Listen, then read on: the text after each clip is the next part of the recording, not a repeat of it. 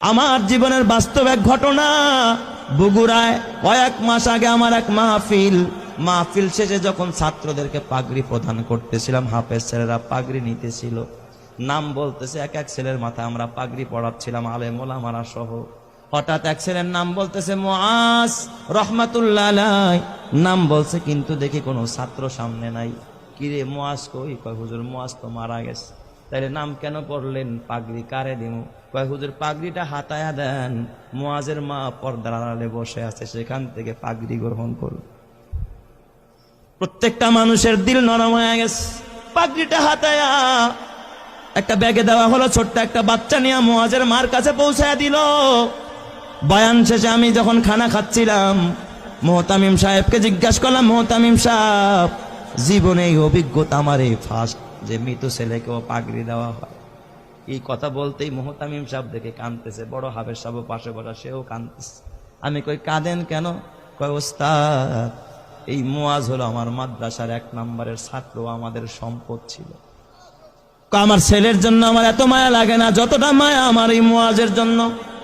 আমি বললাম এত কি গুণ এই মুআজের? কয় ওস্তাদ, মুআজ 18 মাসে কোরআনের হাফেজ হয়, জীবনে পাগড়ি ছাড়া নামাজ পড়ে নাই, মুআজের বাবা নাই, মুআজের মা বড় অসহায়, এই মাদ্রাসা লিল্লা বোর্ডিং এ মুআজ রে এতিমখানায় ফ্রি খাওয়াই আমরা, চিকিৎসা পর্যন্ত আমরা করাই।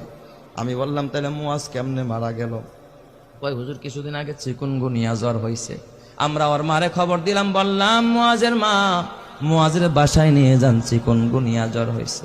মুআজ বাসায় যাইতে চায় না। কয় ওস্তাদ, বাসায় গেলে জামাতের সাথে নামাজ পড়তে পারি না, ফজরের নামাজটাও জামাতে পড়া হয় না, আমারে বাসায় দিয়েন না, মরে যাই তো মাদ্রাসায় মরবো, বাসায় যাব না। হুজুর কসম আল্লাহ, আর এই মুআজ ওর পুরা মাদ্রাসায় আর একটা সুনাম। মুআজ বাসায় যায় না, মৃত্যুর আগের দিনও জোহরের নামাজটা মসজিদে গিয়া পড়েছে, আসর থেকে নিয়ে তার অবনতি, রাত্রিবেলায় এশারের নামাজের পরে আমরা পার্শ্ববর্তী ক্লিনিকে নিয়ে গেলাম, সেখানে বাবা অক্সিজেন লাগায় রাখছে। প্রায় গভীর রাত্রে মুআজ ওই রাতে ইন্তেকাল করেছে।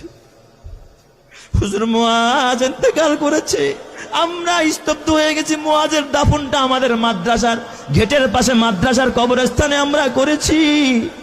হুজুর আমি বললাম তাহলে ঠিক আছে, মুআজ ইন্তেকাল করলো, তাহলে পাগড়ি কেন মুআজের মাকে দিতে হবে? ওস্তাদ আপনি তো জানেন না।